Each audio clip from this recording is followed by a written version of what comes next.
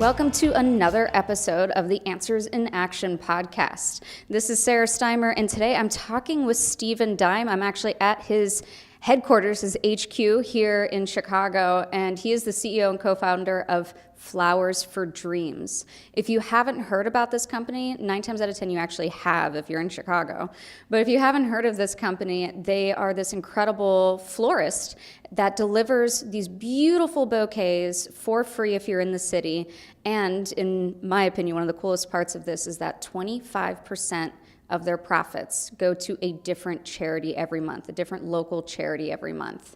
And these are flat rate bouquets, so it's not like you're gonna pick a bunch of gorgeous flowers and then suddenly they go, hey, that's like $100. These are all flat rates, gorgeous bouquets, and one of the things that's super cool about them is really their branding. So that's why we're talking to them today. And we can also call this our, Valentine's Day episode, because this is when we start thinking about flowers in the year. So Steven, I wanted to talk to you about your brand first and foremost. You guys did a interview with the Chicago Tribune in 2015, and one of the things that really struck me was that you said nobody brags about their 1-800-Flowers bouquet. And it's true. I mean, we send them to mom, we send them to our aunt, and then it's kind of forgotten. What's different and unique, in your opinion, about the Flowers for Dreams brand? For sure. Well, thank you for having me. It's good to be here. I guess I don't need to say much if 9 out of 10 people know about it. We're doing good if that's the case. But no, I think there's a lot of people who don't know about us. I'm excited to share more. The reason we exist, the reason we started was we felt that while nothing against the 1-800-Flowers of the world, we felt that there wasn't a brand that connected to us, particularly as millennials, not to typecast ourselves, but didn't reflect our kind of aesthetic preferences or our values. It's why we've kind of incorporated such an integral, essential social conscience component.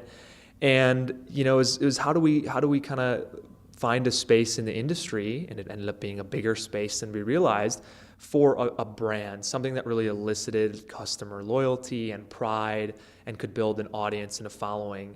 I look at a lot of the companies that exist online, and we looked at them back in 2012 when we were starting as one and dones. So they're durable companies, but I think most of their customers often interact with them once a year, and it's only when they need to. And they're not that inspired by the experience. Sometimes it can be deceptive or really expensive, the quality, and all the things you were kind of alluding to. So we really wanted to create a different kind of company, again, very millennial driven, that elicited that loyalty and that pride and that fun and inspiration. And I have to say, you're mentioning millennials. You're 26, I'm 29. I walked in here, everyone looked like they were our age who works here. It's these gorgeous flowers. Like, I felt like I could kind of sit down and secretly start working here, and it would be no big deal. But I first learned about you guys on Instagram. And the aesthetic you guys have on Instagram, on your other social feeds, is kind of absolutely stunning.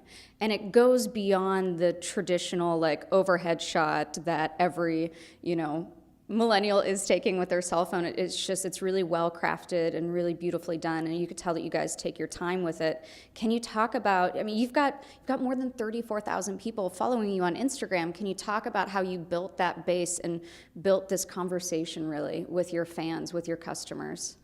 Yeah, I've been talking to a lot of kind of other entrepreneurs, and people ask us, how we've succeeded there a lot. And I think that it really comes back to kind of a time-tested piece of advice, which is, play to your strengths. So naturally, being young, and you mentioned that at the outset, we live on social media, and this is when Instagram was just starting, and even Twitter or Facebook or now Snapchat, where we've been getting a lot of accolades, and it's kind of an unfair advantage. We speak that language fluently with our friends. So Instagram started by that. It wasn't some grand master strategy of we're going to turn Instagram into this vehicle of driving orders. It's done that, and it's helped build the brand, but it's really because we know how to use social media, and we liked to use it. So a lot of people are not interested and not excited about it and feel like they need to do it, and that's where I think they're not as good. But so Instagram's also just by default a really, really good way to tell your story and constantly introduce and reintroduce your company. So every day, every post is a new conversation with our customers. Where else do you get to do that? Email is, probably 20 years before Instagram and still super relevant and a huge part of our strategy. But that's really the only other place and kind of an older technology. So Instagram is one of those newer types of channels, and now Snapchat, which I keep mentioning, which are great ways to just be in constant conversation. Mm-hmm. So yeah, we got on it early. We really wanted to tell stories with our bouquets, through our bouquets, about our bouquets. And a lot of people liked the stories. So it's been a good place. Well, let's pause there, because I really want to talk about how your brand does storytelling, because that seems to be such a huge piece of what you do versus this one-off, like you're saying, like you buy a bouquet once a year and what's done is done. So on your website right now, I'll start with Instagram. So you've got your Instagram stories, you've got your regular Instagram photos, your Snapchat presence, you've got your stories on there.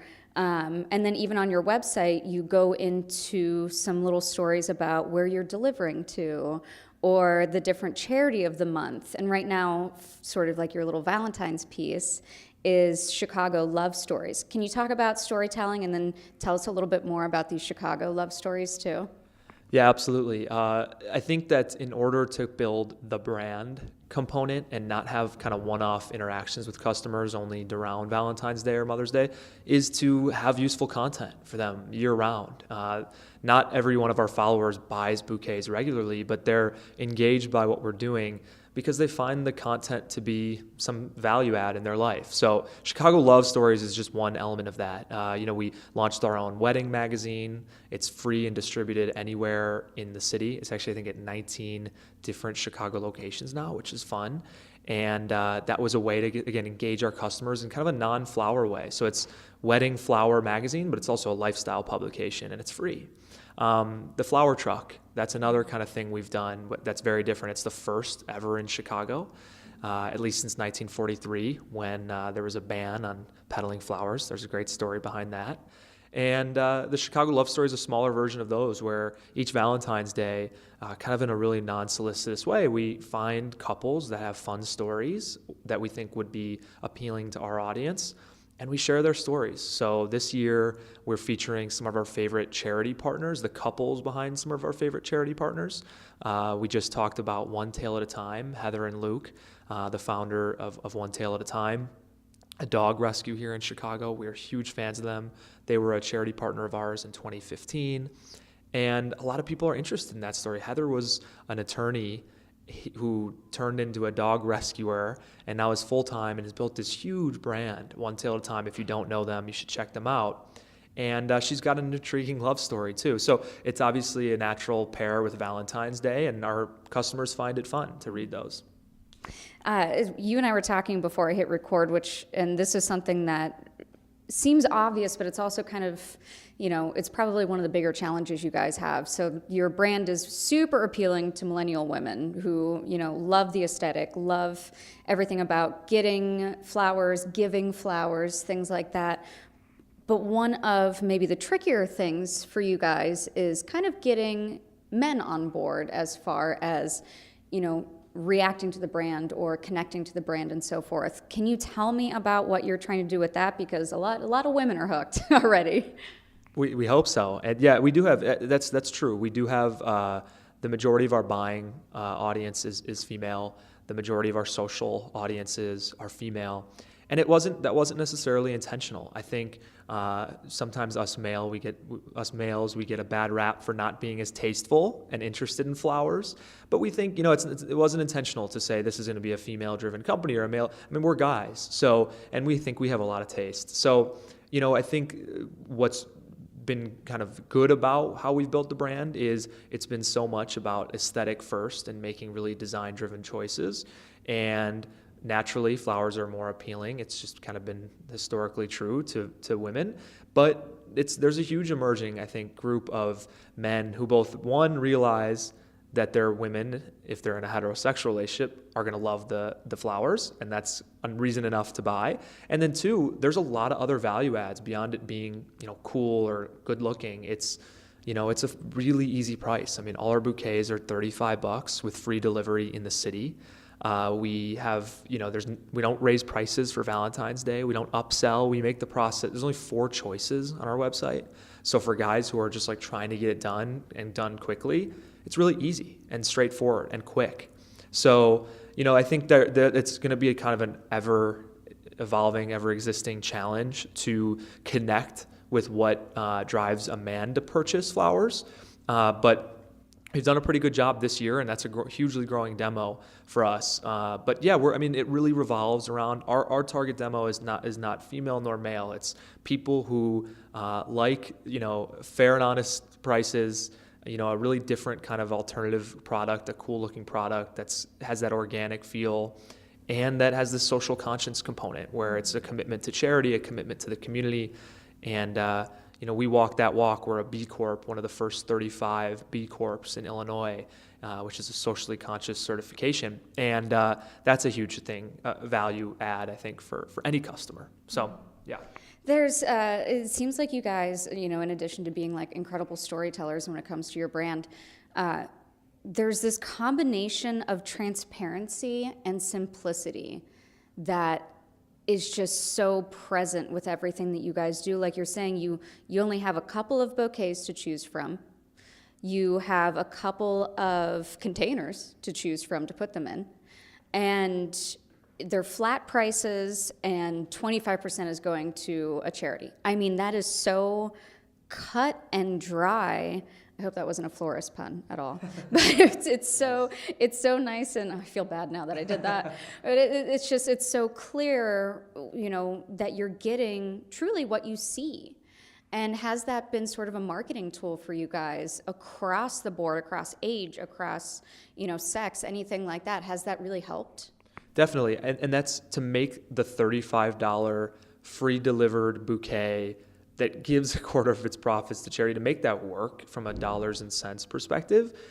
We had to kind of keep it really simple, pare down the selection, only use the flowers that are available locally and at the market that day. We don't guarantee stems. It's kind of all chef's rec or designer's choice, whatever verbiage you want to use. And so that's both, it was a necessity to make the business work and offer a competitive price, as well as, definitely a marketing tool. I think people want easy. I'm sure you've, with the American Marketing Association, read a lot on choice paralysis. It's, a huge phenomenon. It's not new, but people are just learning about it, where you don't want to go to the flowers.com websites and be littered with hundreds of choices. Looks like a catalog was just pinned online. And we call it the 1990s experience. So yeah, it was a marketing thing. It was a usability thing. And it was gotta make the dollar. We gotta make money and make it work. And to do that, we have to keep it really, really simple. Mm-hmm. Now, Steven, remind me one more time, what was your major in college again? Because this cracks me up for how much you know about marketing. Yeah, it was political science and Middle East studies. I spent my last semester graduated abroad at the Hebrew University of Jerusalem. So I was on a way different track, but it's fun to have that, I guess, in my back pocket. Yeah. So, how did you obviously know so much about branding, about promoting yourself and things like that. How did you figure that out? How did that become kind of a thing that you're clearly a bit of an expert on? Well, thank you. We're learning a lot. And I think it's 2 things. One, I said earlier, which is we had that just unfair advantage, that instinct as young people. I communicate with my friends on Snapchat, Snapcash. We're even doing all of those types of platforms that maybe traditional marketers are still learning because they don't live there, in their free time. We did and we do. And so that's kind of, I think, a lot of people just kind of by our youth and being there and being passionate about it and loving learning about it, that helps us a lot. And then, 2, I was kind of a voracious reader and learner when we were starting and wanted to just get as much knowledge. I love I'm a visual guy, and I love, watching YouTube interviews. I've been listening to podcasts a lot, which is useful for this conversation. And I've been doing that for a long time. So when we were starting, in marketing, there's so much out there if you're willing to go after it and absorb it. And then again, that unfair advantage, that instinct we had as kind of young people already living on those platforms. So I wanted to obviously flowers sort of market themselves for Valentine's Day to a certain extent. I'm sure there's not a whole lot of like, hey, remember roses that you guys have to do or anything. But can you tell me a little bit about what you guys kind of are doing for Valentine's Day? I saw a coupon code that you guys posted, which was really cool. I sent it to about 18 different people I know. And there you go, people just connecting with that. And then, tell me a little bit more about the charity for this month, just other things that you guys are doing to, nudge a little bit more when it comes to Valentine's Day. Yeah, so we're really excited about this Valentine's Day. One, we're in more than one city for our first time. So people now in Wisconsin, particularly Milwaukee and Milwaukee suburbs, can order. That's a big, exciting development for us, and that's new. And then also, we are partnered with it. This month, we're partnered with Alive Rescue, which is like One Tail at a Time, I mentioned earlier, is an animal rescue. Obviously, we're partial to those. We're big fans of kind of the adopt, don't shop movement. And kind of the campaign this month has been Our Flowers Adopt Too. And if you order a bouquet for Valentine's Day, a quarter of the profit will actually fund more adoption and rescue at Alive Rescue here in Chicago. So that's a big draw, hopefully, for people. And it's been a big part of our marketing. We had some of the dogs. We met some of the dogs up for adoption here a few weeks ago, and they're coming again before the holiday, so to give us a nice break. But yeah, those are some exciting things going on this year. I love that. It's kind of like they've become therapy dogs for you guys around Valentine's Day. And I saw all the photos and the videos you posted from that. It looked so fun to have them in here. Well, those are pretty much all my questions for you today, Steven. Thank you so much for coming on the program, sitting down with me. If you don't already follow them, follow Flowers for Dreams. This is a really interesting company, and I think you'll be hearing a lot more about them. Anything else that you wanted to mention before we wrap this up? Well, no, just thanks for having me. Of course, order your Valentine's flowers. Whomever's out there listening, we'd love to help. And good luck with the podcast. Yeah, thanks so much. And thanks again for listening to another episode of Answers in Action.